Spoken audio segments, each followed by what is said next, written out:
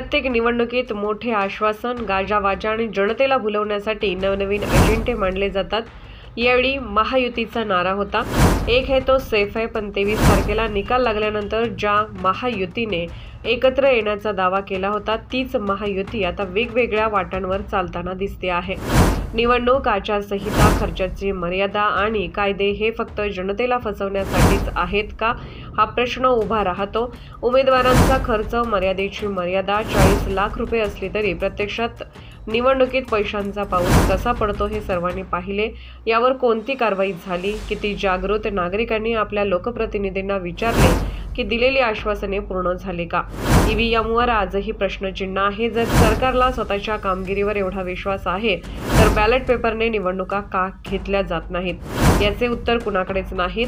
महायुतीने जातीय धार्मिक ध्रुवीकरणासाठी कटेंगे तो बटेंगे सारख्या असंविधानिक शब्दांचा वापर केला। हा आचारसंहितेचा भंग नाही का? मग कारवाई का झाली नाही? प्रचारात महागाई, बेरोजगारी, सरकारी यंत्रणांची ढासळती अवस्था यावर चर्चा केली नाही। उलट जनतेच्या मूलभूत गरजांकडे दुर्लक्ष केले गेले। आज निकालाला 8 दिवस होत असतानाही एक है तो सेफ है म्हणणारे 3 वेगवेगळ्या दिशांना का फिरत आहेत? वक्फ बोर्डाच्या निधीवर टीका करणारे लगेच 10 कोटीची घोषणा कशी करतात? भारतीय नागरिकांनी हे समजून घ्यायला हवे की देशाची खरी ताकद संविधानावर आधारित एकतेत आहे। जात, धर्म, प्रांत या पलीकडे जाऊन शांती आणि एकोप्यानेच देशाची प्रगती होऊ शकते।